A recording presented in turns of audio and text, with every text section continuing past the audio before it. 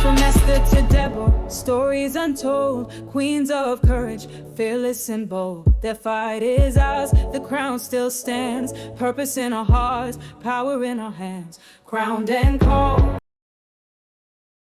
Welcome to Crowned and Called, Stories of Purpose, Women of Power. This channel is your space for inspiration, empowerment, and transformation. We share powerful stories of faith, purpose, and resilience, spotlighting women who are boldly walking in their calling and creating real impact. If you're looking for motivation, spiritual growth, or a reminder of your God-given worth, you're exactly where you need to be. Subscribe and join a community where purpose meets power. Your story matters here. 6th series of 10 powerful women in the Bible story. 6. Woman of the well, chosen in her brokenness. She came for water, but she left with a word. In the heat of the day, a woman walked a path she knew all too well. Alone, burdened by shame, eyes downcast, hoping no one would notice her. The sun was scorching, but it was still better than the sting of whispers. Better than the glances that judged, the voices that named her everything but loved. She had been labeled, left behind, written off. She came for something as simple as water, a basic need. But what she didn't know was that heaven had scheduled an appointment. Not in a palace, not in a synagogue, but by a well. And there he was, a man she didn't recognize, but who somehow knew everything about her. She wasn't ready for the conversation. She wasn't qualified for the moment. She wasn't even sure she was worthy of being spoken to. But he spoke anyway, not with condemnation, but with compassion, not with shame, but with truth. She came for water, but she left with a purpose. Welcome to Crowned and Called, where we tell the untold stories of purpose, of redemption, and of powerful women chosen by God, not in their perfection, but in their pain. These aren't fairy tales, they're faith stories.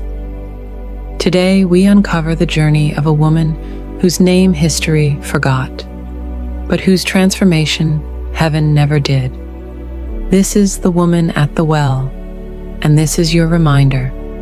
You don't have to be flawless to be found. You just have to be thirsty. Let's begin. In ancient Samaria, the culture didn't give women much of a voice, and it certainly didn't give second chances to women like her.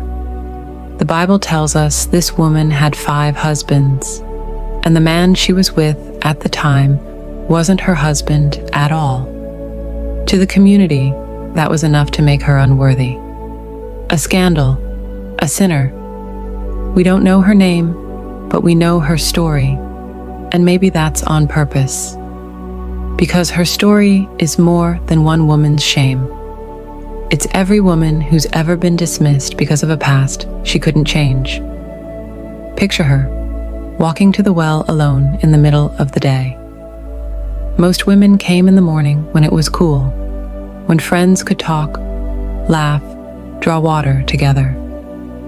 But not her. She waited. She came when she was sure the crowds were gone, when she didn't have to face the judging eyes, when she didn't have to hear the whispers. That walk was likely the loneliest part of her day. Step by step, the weight of her past followed her. Not just 5 failed marriages, but the pain of being passed around, possibly abandoned, misused, misunderstood.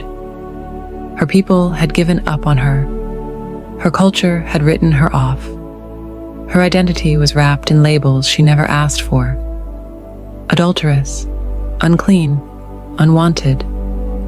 And yet, isn't it just like God to step into stories that everyone else has walked away from?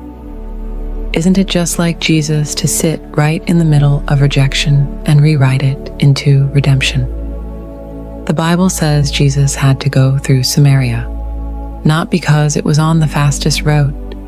Jews often avoided it altogether, but he had to go. because he had a divine appointment with a woman everyone else had forgotten. She didn't go to that well expecting anything to change. She wasn't looking for healing. She wasn't asking for answers. She just came for water. But brokenness is never a barrier for grace. And when Jesus sat at that well, he didn't wait for her to ask for forgiveness. He started the conversation. "Will you give me a drink?" That simple question shattered centuries of social barriers. She was a woman. He was a man. She was Samaritan. He was Jewish. She was rejected. He was revered. But Jesus didn't see those lines. He saw her need. She questioned him, surprised that he would even speak to her. And then he said something that would change her life. "If you knew the gift of God and who it is that asks you for a drink, you would have asked him, and he would have given you living water." She didn't fully understand, not yet. But something inside her shifted. He wasn't talking about physical thirst. He was speaking to something deeper, the thirst for belonging, for healing, for peace. And then he said something even more shocking. He told her everything she had ever done, every painful moment, every failed relationship, every scar on her heart, spoken aloud by a stranger who looked at her with no judgment, only compassion. And she realized, he knows me. He sees the parts I've hidden. He sees the mess, and he's not walking away. That's grace. Grace isn't pretending the pain isn't there. It's acknowledging it and still offering hope. And in that moment, Jesus did something more powerful than forgive. He empowered. He didn't just cleanse her past. He gave her a new purpose. The woman who once avoided the crowd ran back into it, not with fear, but with fire. She dropped her water jar, the very thing she came for, because what she found was greater than what she was carrying. "Come, see a man who told me everything I ever did. Could this be the Messiah?" One encounter transformed her. One conversation turned shame into testimony. The people who once ignored her now listened. She wasn't a mistake. She was a messenger. The woman who came to the well unseen left it unforgettable. And that same invitation, that same living water, is still available today. Maybe your story isn't the same, but your struggle is. Maybe you felt unworthy because of your past.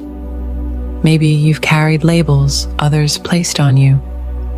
Maybe you've walked through seasons of loneliness, rejection, or failure. But here's the truth. Your past doesn't disqualify you. It prepares you. Every broken piece of your story becomes a vessel for His power. Because God doesn't just use perfect people. He uses available people. And He's still meeting women at wells, still offering living water, still speaking purpose over pain. You might have been rejected by them, but you're still selected by Him. He doesn't just see what you've done. He sees what you're destined to do. The woman at the well is a reminder for every woman watching right now. Your story matters. Your voice matters. And you are still seen. So if this message stirred something inside you, if you've ever wondered if God could still use someone like you, let this story answer that question with a resounding yes. He knows your story. He wants your voice. You are crowned. You are called. Subscribe to Crowned and Called, because these aren't just stories from the past. They're invitations to purpose today. Until next time, stay rooted in truth, and remember, brokenness isn't your ending. It might just be your beginning.